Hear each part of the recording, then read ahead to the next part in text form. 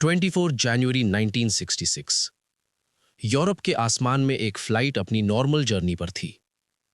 Air India flight 101 Mumbai से New York जा रही थी, एक रूटीन इंटरनेशनल फ्लाइट। लेकिन कुछ ही घंटों में ये फ्लाइट हिस्ट्री का हिस्सा बनने वाली थी। एल्प्स के बर्फ से ढके पहाड़ों के बीच मॉन्ट ब्लॉन्क के पास ये प्लेन क्रैश हो गया।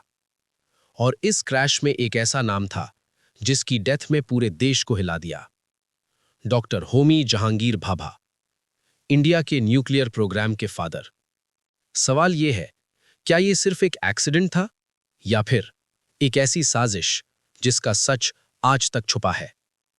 यह है Homi Bhabha plane crash mystery. Homi Bhabha सिर्फ एक साइंटिस्ट नहीं थे, वो एक विजनरी थे।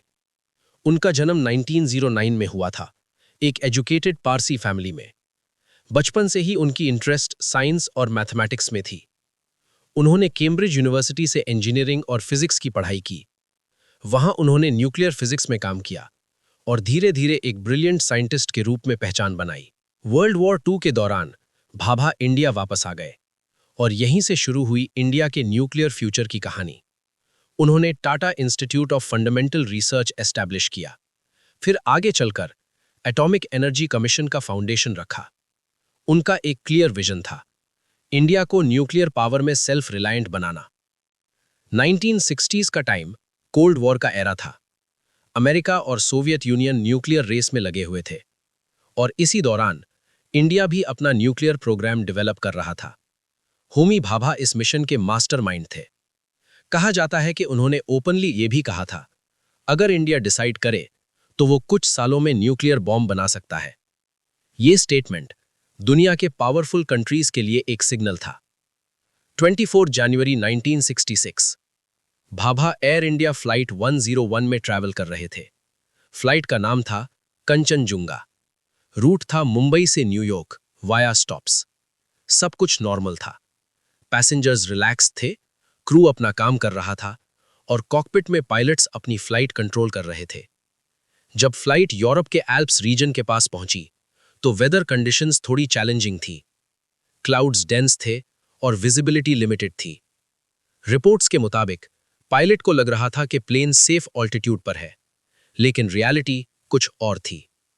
सडनली मॉन्ट ब्लॉन्क के पास प्लेन एक माउंटेन से टकरा गया। इंपैक्ट इतना पावरफुल था कि प्लेन कंप्लीटली डिस्ट्रॉय हो गया।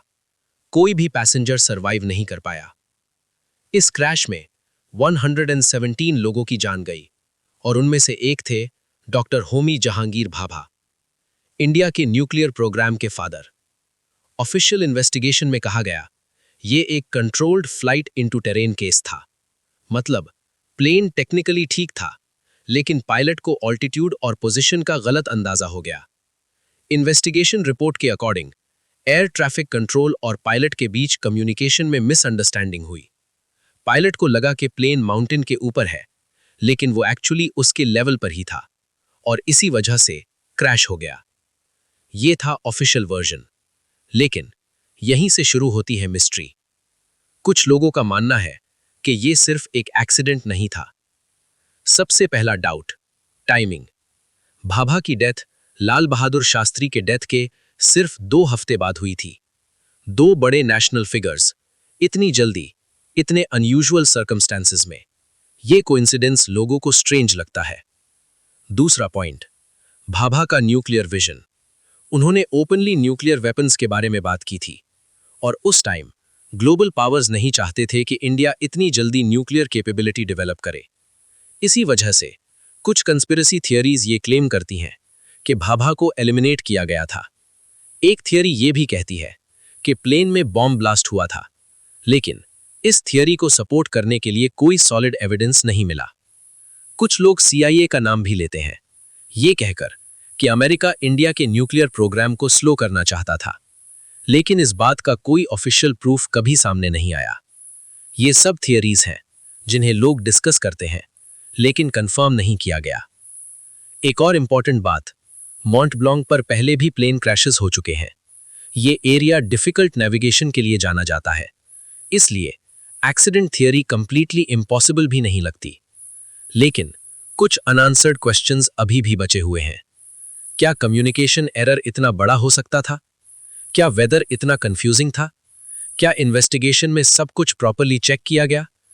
टाइम के साथ ये सवाल धीरे धीरे हिस्ट्री का हिस्सा बन गए। होमी भाभा की डेथ के बाद इंडिया के न्यूक्लियर प्रोग्राम को एक बड़ा झटका लगा। उनके जैसे विजनरी लीडर का रिप्लेसमेंट आसान नहीं था, लेकिन उनकी लेगेसी यहीं खत्म नहीं हुई। उनके ग्राउंड वर्क पर ही आगे चलकर इंडिया ने अपना न्यूक्लियर प्रोग्राम कंटिन्यू किया और फाइनली 1974 में इंडिया ने अपना पहला न्यूक्लियर टेस्ट कंडक्ट किया। ये टेस्ट भाभा के सपने का एक हिस्सा था। आज भी उन्हें father of Indian nuclear program कहा जाता है। उनका कंट्रीब्यूशन साइंस और नेशनल सिक्योरिटी के लिए इमेंस था, लेकिन उनकी डेथ आज भी एक मिस्ट्री बनी हुई है। एक तरफ है ऑफिशियल रिपोर्ट जो इसे एक एक्सीडेंट के रूप में देखती है, दूसरी तरफ है थियरीज जो इसे एक पॉसिबल कंस्पिरेसी के रूप में देखती हैं। सच क्या है ये शायद कभी पूरी तरह सामने ना आए, लेकिन एक बात क्लियर है, होमी भाभा सिर्फ एक इंसान नहीं थे, वो एक विजन थे। एक ऐसा विजन जिसने इंडिया को एक पावरफुल फ्यूचर की तरफ पुश किया। और शायद इसीलिए 24 जनवरी 1966 का वो क्रैश सिर्फ एक एविएशन एक्सीडेंट नहीं, बल्कि एक ऐसा इंसिडेंट है जो आज भी लोगों को सोचने पर मजबूर करता है। एक्सीडेंट या कंस्पिरेसी,